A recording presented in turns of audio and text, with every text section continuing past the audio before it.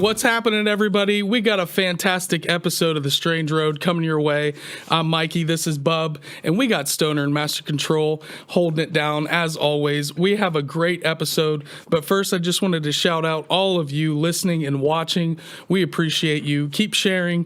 Make sure you like, subscribe, and hit that notification bell. Really, really helps us out. This is a great night. We have Jeffrey Wilson in the studio again, the champion, potentially the champion of the Strange Road. I hope I'm not wearing out my welcome. Not at all. Not at all. Nope. We want to make sure that we're not going to get a restraining order. Like, quit calling Jeff for shows. Yeah, Delcy, is she getting mad at us? No. Oh, man. But we kind of, for me, I felt like we had some unfinished business. Not this past summer, but the summer before. Yeah. We did a live event with Friends of the Serpent Mound. We came out, shot some video, and did a live podcast about the Serpent Mound Crop Circle. Yes. It was amazing. We had an hour, which by one of Bub's questions that he had, essentially we understood really quickly that this could go for hours and hours and hours. So yeah. I felt like Minesweeper, and we were like, ooh, there's a lot around that one. Yeah, there's a few questions there. Yeah. So, like I said, I feel like we had some unfinished business because we've had you on a few times in between then when your book came out and so forth. So we never got back to this Serpent Mound Crop Circle story. Okay. So, author, researcher, Jeffrey Wilson here with us. And Jeffrey, kind of take us into a little recap of maybe a little bit of what we talked about, the introduction of the story of the Serpent Mound Crop Circle. And we're going to hop into some new information with you tonight. Okay. So I haven't gone back to review that episode, so my memory might not be fuzzy. For your viewers or listeners, they can go back and watch that episode for the recap. Go back and watch essentially what we did was I put together a series of slides that would address the most common questions. And you guys had some additional questions, and I said, well, that's a much longer discussion. How deep do you want to go? Yeah. Like, that's a couple hours. Oh, I want to get waders on. Yeah. Yeah, you want to go deep, right? Yep. So we sort of set a couple of those questions aside. So we're going to talk about one of those questions here. Another episode. But just as a recap, this is the crop circle we're talking about, which appeared across the street from Serpent Mound near Locust Grove, Ohio in August of 2003. So we're talking about 20 years ago now. But this was a crop circle that was reported by Delcy Knockelman, who subsequently became my wife, Delcy Wilson. And I met her through this. She was driving along Ohio State Route 73 right in front of Serpent Mound, crossed over Brush Creek on the bridge there, and this was in the field across the street, in the soybean field. And she said, hey, I think that might be a crop circle. And so she got online. I had been researching crop circles for a number of years at that point, had written a bunch of different pieces that were out on the internet. So she found me as one of a very few people in the United States that were interested in crop circles, contacted me through email. I said, well, is there any way you can take a photo of it and send it to me? I don't really feel like driving 6 hours to go and see nothing. Yeah. And so she took this photo from the top of a car. And so that's kind of the ground level view of it. Later on, when we arrived, we got aerials taken of it. Amazing. This is an aerial photograph taken by my friend Roger Sugden. He and I have been investigating crop circles since 1996. He was from Indiana, I was from Michigan. And so we, would travel around, and we visited a lot of circles together, investigated a lot of stuff together. And he was an aerial photographer. Oftentimes we only get one shot at taking aerial photographs. Oh, right. And so this particular time, there was only one seat in the plane. And so I gave him my camera, and I had a really nice Nikon with telephoto lens, and he had his camera, and he took photographs with both cameras. This was on my camera. He had his own set of shots on his own camera, but this was one that ended up with me. Does it ever make you wish that drones, if only they could have come around sooner? Oh yeah, that To would be able be to get all these aerial images and Video. Yeah, pop them well, up quickly and right after they happen and fresh. And, right. Yeah, it would have been fantastic. Yeah. Unfortunately, that's not been the case. But Yeah. you never know. Maybe another one will show up and we'll get the drones out. But in any event, this was the crop circle that you guys had me talk about at the summer solstice event next door to Serpent Mound at Soaring Eagle retreat. And one of the questions that we sort of left hanging was there is a particular methodology that looks at these kinds of crop circles from a musical standpoint. Okay, now that sounds like wacky off the wall stuff. Love it. Right? Stuff. And so you asked to go deep. What does that mean? What are we talking about? And so that's what this discussion is, for the day. So this is largely based on a presentation that I developed with my friend Teddy Robertson, who makes harpsichords for a living, and he's been a member of the ICCRA. That's the Independent Crop Circle Researchers Association group that I helped to form, and Ted was a part of that, and Roger was a part of that, and Delcy was a part of that, where we decided to explore this question in some depth, and so we used to hold an annual ICCRA meeting at Woodland Altars. We started in 2004, and we did it for about 10 years roughly. And we would bring researchers from all across North America together, and then we would go deep on discussing different aspects of crop circles. Okay. Whether it was, what does it mean when you detect radiation, and or what does it mean to look at electromagnetic signatures, or what does it mean to look at the blown nodes, or finding soil samples, whatever it is. All those different subjects, we would go as deep as we could possibly go, figure out what those things are, share whatever research that we all collectively had. Yeah. They were great weekend meetings. We would do them once a year. So this came out of that, one of those meetings. So we'll kind of go through some of this stuff. So as I mentioned, it's been said from various sources that crop circles have some kind of relationship with music. Well, where did that come from? What does that mean? Well, first of all, is it true? Yes, it's true. Okay. And part of that came out from a study that was done by a guy by the name of Dr. Gerald Hawkins. Now, you may have heard me mention him in another frame of reference. Dr. Gerald Hawkins became pretty notable from a book that he wrote in the early 1970s. It was published called Stonehenge Decoded, in which he calculated all of the astronomical alignments that are incorporated within Stonehenge's design. He sort of invented the subject of archaeoastronomy. And he was a professor of mathematics and astronomy at Boston University.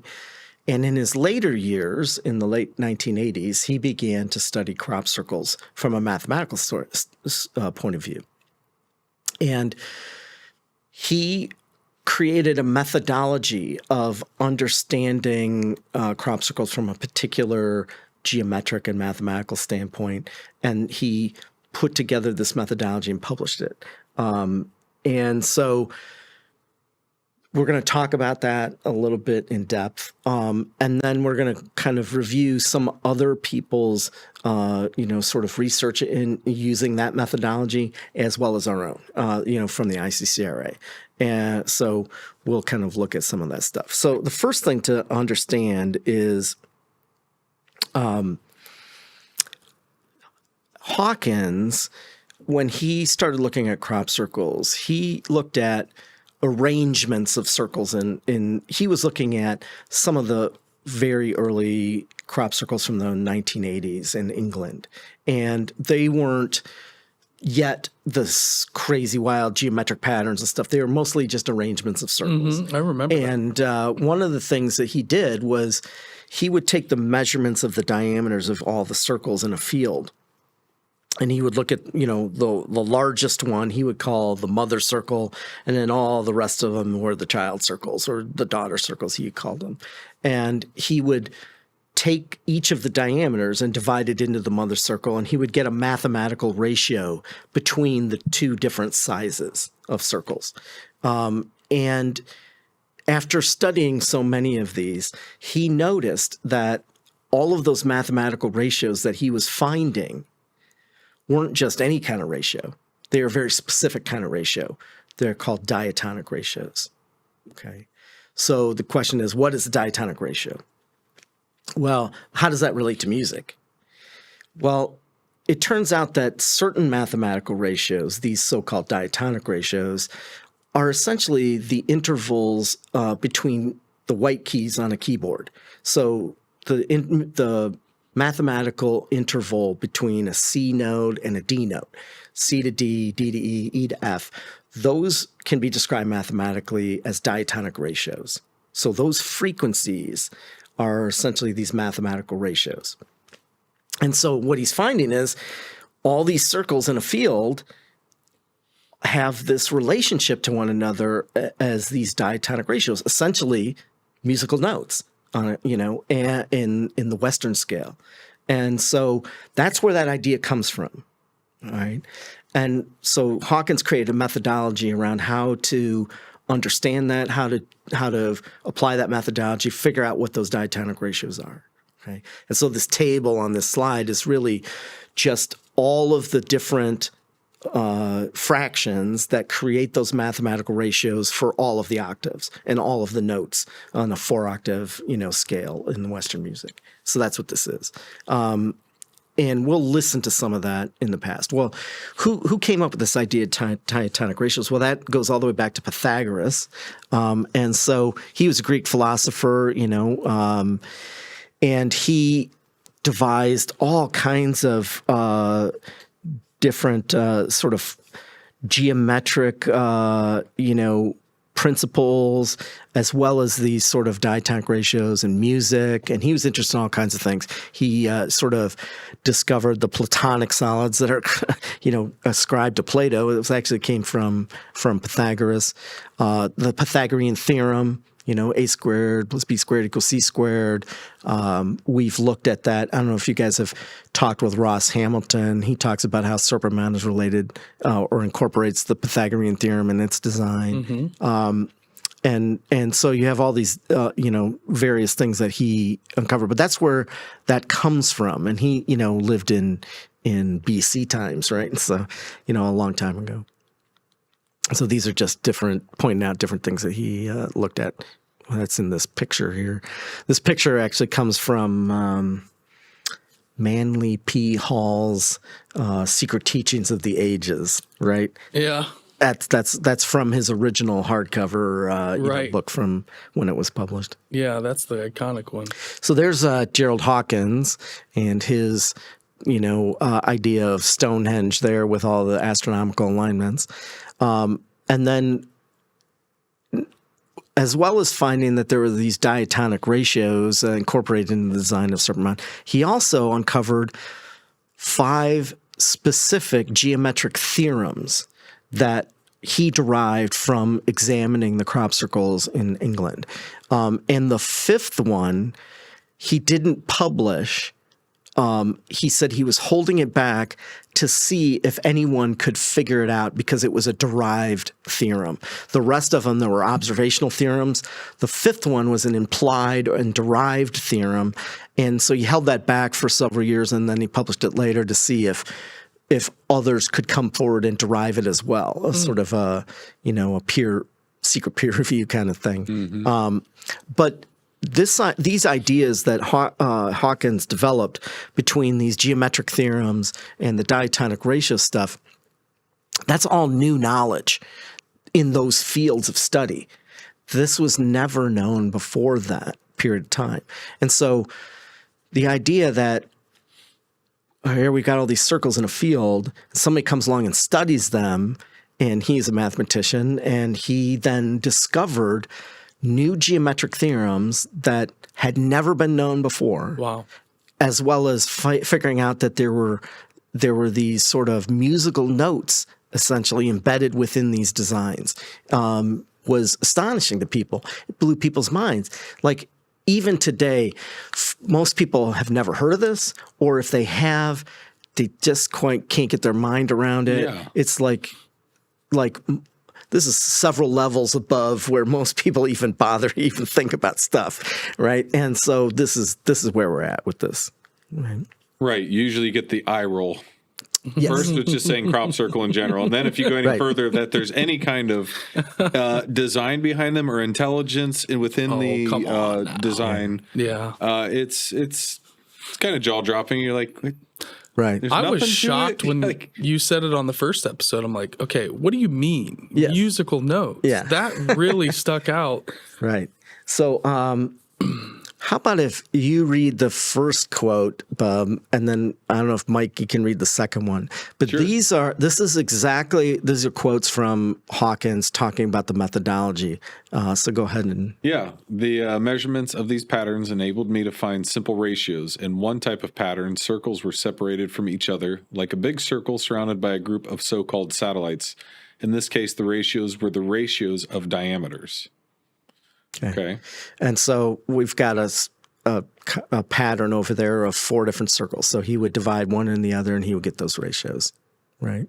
So you want to take the second? I can't read it, Bub. Go ahead. Oh, okay. A second type of pattern had concentric rings like a target. In this case, I took the ratios of areas, the ratios I found, such as 3/2, 5/4, or 9/8, rang a bell in my head because they are numbers which musicologists call the perfect intervals of the major scale. Right. Okay. So that's what led him on to this discovery, was he was starting to understand this connection between the geometry that he's seeing in the field, the mathematical ratio of it, Yep. and how that relates to these musical notes, right? Okay. So not only did Hawkins find geometric theorems, but also the ICCRA has uncovered that. One of our members, D. Gregg, who was down in Texas, he looked at this particular design pattern, which was a crop circle that we went to go look at up in Dodge County, Wisconsin, a couple of months before the Serpent Mound Crop Circle happened. And this was eyewitnessed by a guy. His name was Art Rentella. He watched this crop circle happen about 7:30 in the morning. The center circle first, then the one to the left, and then the one to the right, all in about 10 seconds. He watched it happen. He watched it happen. What? It happened during the passage of a weather front. So usually we don't go all the way to Wisconsin to look at crop circles. That's way out of our distance. But in this case, somebody claimed that they had seen it. So we went there. We interviewed Art Rentella. We checked out his story. It appeared all to be true. We then went and investigated the circles in the field, found all of the sort of hallmarks that we would find in other crop circles, you know, blown nodes, all that kind of stuff. From the measurements that we made, D. Gregg down in Texas found these 2 geometric theorems in the yellow and the gold on the right. The one in the center was a geometric analysis that was done by my friend Bert Jansen from the Netherlands. He took a look at that and found that there's this. It's sort of built on this 7-fold geometry. But D. Gregg's geometric theorems are on the right there. Again, this is new knowledge. People have never seen these geometric theorems before, had never understood that, but they were derived from examining these circles, right? That same year, in 2003, literally a few days before Art Rentella saw his crop circle happen, there was a big crop circle pattern that happened over in California, and there was a handful of people that went and investigated seriously out there, led by Steve Moreno of Psi Applications. And he got a mathematician out there, a physicist by the name of Dr. Jean-Noel Aubrin, who took Hawkins' methodology and applied it to this particular crop circle, and they found a series of ratios and found a series of mathematical notes. And so they actually played that at a press conference when they released the results of their material sometime in December, I think, of 2003. And so that was, we were sort of going along similar tracks. Right after this happened, there was another crop circle that happened out in California. And Steve called me and he said, can you help us out? We've never really done one of these investigations live. This was in corn. They'd never been inside of a cornfield. Yeah, I remember you saying that. And so Scary. This is in the early 2000s. Yeah. Steve rigged up a setup by which they had a video camera, and they plugged that feed into a cell phone and broadcast that to us in Michigan.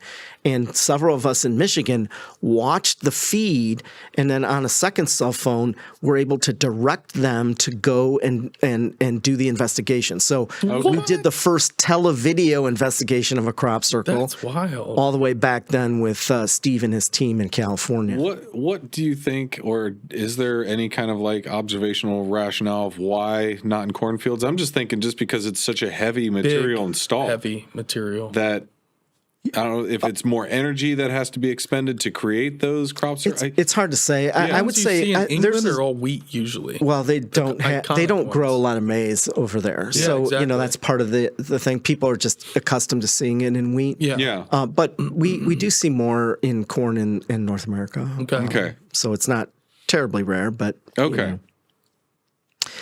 So here we are at our Locust Grove Serpent Mound Crop Circle, as we like to call it, from August 2003.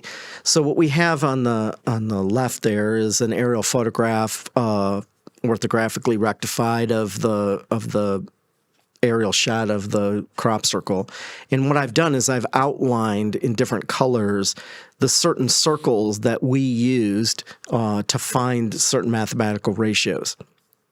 And on the right side, there's a table there showing what circles that we're talking about, what the diatonic ratio was, what fraction that equates to, and then what was the musical note or the frequency that was derived from that. And I think you said that I don't know the name of your friend that played this, but Matthew Legend Layfeld. Thank you so much, brother. Okay, so he took this table and then he played them on a keyboard for us to listen to here. So we'll play that.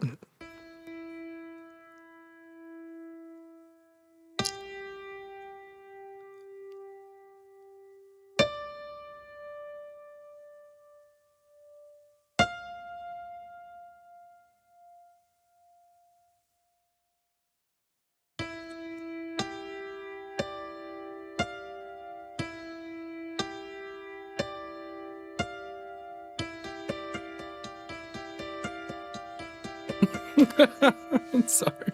Okay. So cool, Legend. So can I just say my first thought when I heard that? Sure. It's so bright and happy. Yeah. It's really interesting. The Serpent Mound one it's uplifting, the notes that are together when he plays them all together like that. Yeah. Just gives you a good vibe. So one question about the methodology that we don't know or don't understand is this is what's called an unordered pitch set. So we have 4 notes. That's a collection of pitches. We don't know the order in which to play them. Okay. We can play them in whatever order we want, from lowest to highest, like how he did it, or back and forth, or you could put them, interpolate them. D, C, F, E, or, Right. We don't know what order to play them, but we have this collection of pitches. Right. It'd be like giving you 4 numbers, 2, 7, 1, and 8, and you're like, I'm not sure if this one goes here or that one goes there. It might be that we should play them simultaneously, Sure. or and create a chord. We don't really A resonance. Yes. It's about like a resonant Exactly. frequency. So this is an open question. We don't really know how to determine that order, but nonetheless, that sound, those frequencies are associated with this geometry of this crop circle in this field. So that's how the You mathematical ever found ratio crop works. circles that have the same signature? Yeah. Yes. So like another crop circle literally would have, E, G, D, F, or in these same. Well, part of this, the frequencies here tell you what octave to play them in. Okay. So as you saw on the Jean Noel Aubrin table, he had it ordered by octave. Here we sort of simplified it so that if your keyboard isn't 4 octaves big, that you could sort of simplify it into Yeah, one absolutely. octave. But you could see that there are multiple octaves. I haven't really come across where you see the exact same dimensions recreated, which would give you the exact same notes. But certainly the ratios are simple enough that you could see those repeated over and over. Okay. Yeah, it was just making me think of like almost like a fingerprint or a calling card or a signage point, or Right. how do you identify, well, this crop circle and that crop circle have a lot of similar characteristics, or it just makes me think of all kinds of ways that we mark things and we go, it almost seems like it's a tagging of, there's information embedded within that of why this is stamped there. And as you keep pulling it out more, it's like, Yeah. but what does, like you're saying, we don't know what order it's in as well. So, Right. That might be the key to unlocking what these are. Matt, we don't know the information. Interesting. So this is again an orthographically rectified aerial photo of the Miamisburg crop circle, which appeared the following summer, in summer of 2004. For those that don't know the story, I got a call from the Montgomery County Sheriff's Department.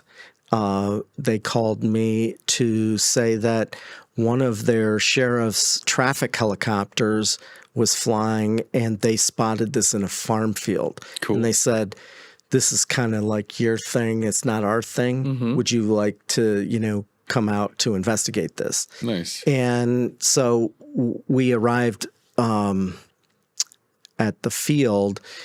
At the front of the field, it was a fire station, and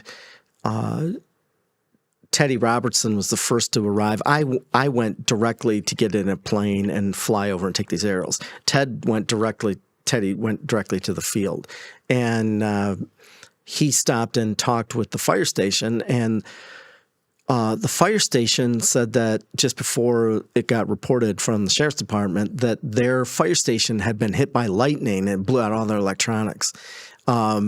And so it seems to be associated with that event. The crop circle was far deeper into the field, but it was also in the closest farm field left remaining to the Miamisburg Mound. Mm. Okay. And so the fire department actually was super helpful to us. I try to thank them every time because they allowed Teddy Robertson to get up onto their roof of the building to look out into the field to figure out where this crop circle was. You're talking about a huge amount of acreage. Yeah. And this is out in the middle of that. The corn was about 8 to 10 feet tall. And so, it's really pretty high. You get lost in a cornfield, wandering around looking for it. Oh, we know someone that has got lost in a cornfield. So they allowed him to get up on the roof, and then they helped to guide him out to where this was located, and they arrived and started investigating it. In fact, I'm not sure in this photo, but in what I've got several other photos in which you can see Teddy Robertson down in there, so you can see this for scale, purposes. Wow. But as after I got done with my aerial photo flight and I made my way to the field, we continued to investigate until it got dark. And but we weren't really done with the investigation at that point. And so the fire station put up big giant floodlights and they illuminated it, and so that we could finish doing what we were doing. That's kind of them. Yeah, That's yeah, awesome. it was great. So in any event, this you get, just like the prior slide, this has all of the circles sort of color coded for the different notes there. And so again, you have the circles, what the diatonic ratio is as a decimal, what the fraction is, what the musical note is, and then what the frequency is. Now, what's important about and what's different about this set of pitch notes is that this is the first time that we've ever found a non-diatonic ratio, meaning one of the black keys on the keyboard, one of the sharp or flat notes, okay? And so you'll hear that being played. So this has got a slightly different sort of tone to it than the other one. So let's play this one.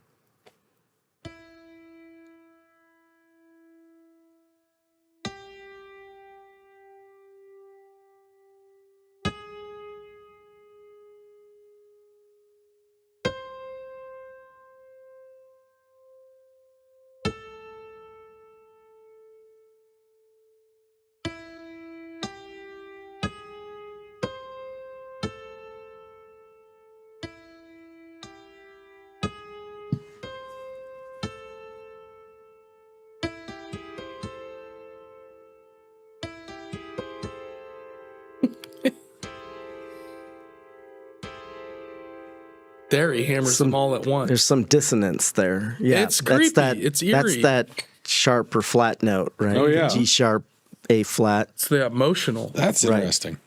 It seems ominous, darker. When I compare the two, they're like the opposites. Right. So, in any event, that gives you some sense of what we're talking about in terms of how do crop circles relate to music. Now, there's just a few other ones in here. So this is a more simplified one. This is very similar to one of the first ones that Hawkins looked at, which is like a Celtic cross type design. This is from Geneseo, Illinois in 2006. And you can see there's a fairly limited number of ratios here because there's a fairly limited number of circles, and some of the circle sizes are exactly the same. So you get the same ratio. Essentially, you get the same note. So this is a little bit different. I don't think he played these, right? So we don't have sound for this, but people that are musically inclined can go and play these on their own keyboard or their own guitar or whatever. We did this also for Madisonville, Tennessee. Again, you have the same note because you have the same ratio, same sizes of circles. Again, another Celtic cross pattern. One of the things I try to do is to talk about that pitch class set and compare them all together. You know, I kind of created a grid in Excel and made it look like a piano note keyboard. And so put a little X in there for each one. And this is just showing like the first couple octaves, That's cool, Jeff. right? So you can kind of, look at that stuff together. But the issue with this sort of methodology is it's kind of fuzzy, right? We don't know the order in which to play these notes, right? If people don't make their measurements accurate, it can get fuzzy, Yeah. So the other question is, where do you start on the scale, right? So as you're playing the notes, where do you start which C do you play first? Like those are all, sort of questions that we don't have answers to. We don't have the directions, right? We don't have the rules to do this. Really, what musical scale should we even be using? Right. If we're only looking at diatonic ratios, there is this particular diatonic scale that you could use. That's a little bit different than the fuller scale that we use in Western music today. It's certainly, we've looked at these and Hawkins looked at these with sort of these whole number ratios, but, other cultures around the world use quarter tones, and there are more notes to be played in between the notes that Like we have. Tabla. Microtonals, yeah. Right. Yeah. And so, Playing the tabla is like 350 cents. we're not necessarily looking for those, but they Yeah. could be out there. They could be available. You could get a whole wide range of stuff. Yeah. Could these methods be improved? I had, music theory a long time ago, and I studied it a little bit, but I'm certainly no expert. Sure. Ted Robertson, who had the most musical experience in our group. He builds harpsichords for a living and he plays them. He helped develop a lot of this when we put this together, and he did the original playing of it. There is a YouTube video out there that we put out, I don't know, maybe 15 years ago, whatever it is, that has Ted Robertson playing those notes. I think that's embedded in here, so we might get to it. But in any event, there's a lot more to examine through just, applying different musical theories to this subject, which hasn't really been done. And so there's a lot more to discover, I would imagine, if somebody out there in your listening audience has a real passion for this and has a real expertise in this. It's fairly simple to do, For someone like that. Yep. So, there's all kinds of room for discovery here. There's also examples that even become more astonishing. This is a particular crop circle from 1995 in Stockbridge out in the UK. This appears to be something known as the Pythagorean lambdoma matrix, which is sort of a geometrical way of looking at the whole entire scale of musical notes. And so, what is that really telling us? Are we seeing like sort of this two-dimensional ratchet design really being this sort of three-dimensional waveform? That's something to consider. We also have the work of Hans Jenny in developing this whole field of study called cymatics, which is looking at certain frequencies of sound that create geometric patterns into, whether it's liquid, water, or like a powder. Sand plates. That's what I've always looked up those sand. They send those frequency generators into a sand plate and just beep. Right. And then it shapes into like a 27-pointed star. Right, exactly. And so these are a couple examples here from Hans Jenny when he developed this work. And some of this sort of geometry is very evocative of many of the geometric patterns that have shown up as crop circles. So those relationships between the frequencies of sound and the geometry that we're seeing, there appears to be a pretty good close relationship with that.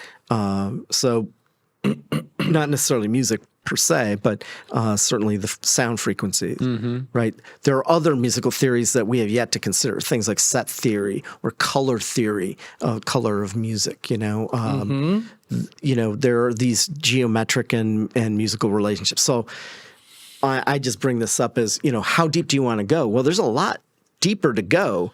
Yeah. I just don't have the time, the inclination, the expertise to go down this particular rabbit hole. Hopefully I've given you enough to kind of get the wheels turning and think about it, and maybe some of your listeners would think about it too. Now, I will add just a little input on the color theory. Anybody that's done psychedelic experience or has done an ayahuasca ceremony, a lot of that artwork represents how colorful it is.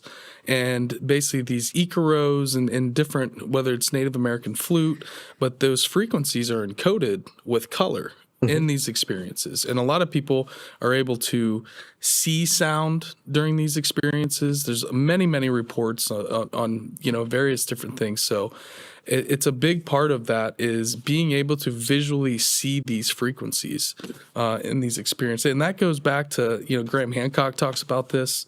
It's really, really interesting stuff. So, of course,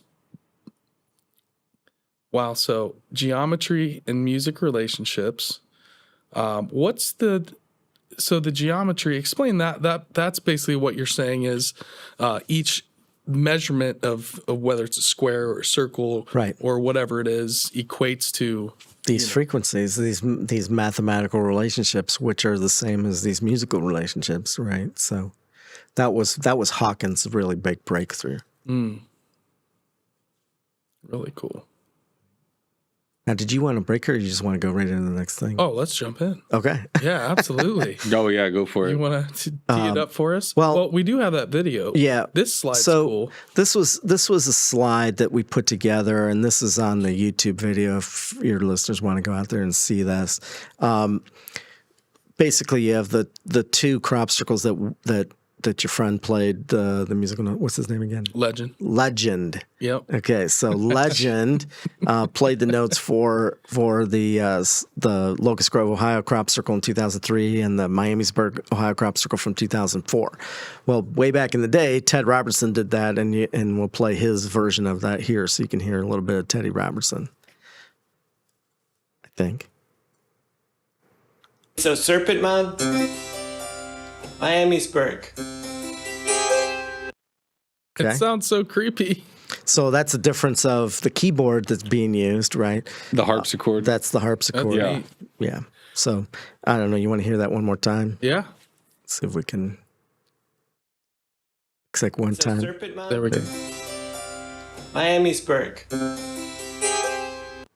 All right. So you get the two different sets of tones, and I would like to lay them both over at the same time. right. Yeah, so that's why we have the other graphic there that you can see the notes for the Miamisburg. So that's why I put those tables together so that anybody would be able to look at those and play them. Because they actually sound like they'd almost be in harmony together. I'm with you, Bub. There's something about the harmonic resonance that when you put all these together, maybe that's the key to unlocking. Well, they look, even the crop circles themselves kind of look similar. to They're very similar. the way They that have the exact same components to them. They're just kind of re-swizzled in a different way. Well, that's what I'm saying. Like it almost just seems like, well, I'm going to play this seventh, or I'm going to play this ninth, or this major. Playing guitar chords like that, you could make these. The way I think of them is shapes in the tones. The way you shape that tone, do you make it brighter, softer, this, that, and again, those just feel like the sound of them, and then the representation of them both have almost the same shape. One a little bit lighter, and one a little bit warmer, but they almost sound, like it sounds like two voices singing together. And on that note, Yeah, I'm good. I'd say we covered everything and more. Oh, I'll have more questions, but for right now, like I'm full of thought. The cup is full. Yeah. And the next episode, we can talk about Bub's unanswered question Oh, the alignments of the crop circles. of other crop Okay, so circles stay tuned, I guess. from the past as well. Which what? Well, that's what I was past about to and say. future. So you'd have to take it and put all timelines at once to see which ones are pointing at which ones from what time to. That's right. That's what I attempted to do. Yeah. And I think I made some progress on that. That's really cool. You can stay tuned for that story Yeah. another time. Plug it in next time. You heard it here, guys. Stay tuned. Jeffrey that'll be, episode 10 or 20 or whatever in the future. Thank you again, man, for taking your time, driving all the way up here from Southern Ohio. Thanks for the invitation. I like I said, I hope I don't wear out my welcome. Always welcome. Never. Always We are welcome. junkies for stories. This is what we live for. And let everybody know again where we can find you, where they can reach out. Sure. For those that are interested in the crop circle material, go to www.iccra.org. And that's the Independent Crop Circle Researchers Association's website, where we have the database of all the U.S. circles, the historical accounts. You can go back and look by date or by month, year, state. You can search in a bunch of different ways for whatever crop circles you want to look at. There are technical reports in there. All of W.C. Levengood's lab reports are in there. The historical accounts from like Schoolcraft and others that I described, those are all out there. You can go and look at all that stuff. Very cool. So, that's a place if you're interested in that crop circle material. If you're interested in the mounds and the earthworks, you can check out my book that I published last year, Ancient Monuments of the Mississippi Valley, the expanded edition, which is a multi-volume republication of the original book. The original book was about 350 pages. For the 175th anniversary, I republished it with an additional 1,000 pages of original source documents and material so that you can get the expanded version of that. And you can get that at serpentmoundbooks.com, which will take you to print on demand at Lulu. You can order that book there. For those that are interested in things all pertaining to Serpent Mound, you can go to Friends of Serpent Mound's website, which is serpentmound.org, and you can check out all our events there. So, And you guys have an awesome Facebook group too. yep, you can catch us on Facebook. ICCRA has a Facebook page. Friends of Serpent Mound has a huge following on Facebook. So, yep, check us out there. I also have, I started a column on Substack. Oh, good. So there's about maybe a dozen or so excerpts of the Ancient Monuments book that I've put up on Substack, so you can check Dude, me that's out a there. great platform for That's you. great, yeah. That's awesome. Yep. So I do have an Instagram feed, but I don't really use it much. There's only so much time in the day. You are preaching to the choir. I'd rather have you be digging into what you do Right. instead of on social media doom Yeah. scrolling, Jeff. That's right, We need yeah. you. We need you. Oh, man. You know, for those that are interested, you know, you can check out my appearance on places like, you know, Graham Hancock or other podcasts. Yeah, check out your old episodes that you guys have had. Sure. Yeah, we've Certainly got a go and check history them and a out, wealth so. of information of you on tape and film here of just, again, it's so much knowledge that people go, wow, how did I not know this? It's like, well, it's there. But again, you got to kind of do some of the legwork. And now that you've really kind of put that effort in and have these books and collections and kind of the delivery mechanism for this, right? Right. To where it's not like, man, it would take me forever to, you've put in, I mean, what, Yeah. decades at this point of Yeah. time. Yeah, I mean, I started looking at crop circles in 1988, so that's a while ago. Yep. And you know, and I started investigating mounds, particularly Serpent Mound. My first visit was in 1996. Started volunteering in person there in 2004. So, Yeah. you know, over 20 years of that work Yep. there. Good stuff, Jeff. Thank you again Sure. so much for coming on. And like I said, taking the time coming down here. And thank to all of you. Thank you very much, everybody, for hanging out with us and going a deep dive into crop circles. That's right. I can feel the weight lifted off my chest, the unfinished business that I had. And we're going to do it again. Mikey, this is Bub. We had Stoner and Master Control holding it down. Make sure you guys like, subscribe, hit that notification bell, and keep sharing, keep rating. We appreciate you guys. Love, peace, and chicken grease. We're out.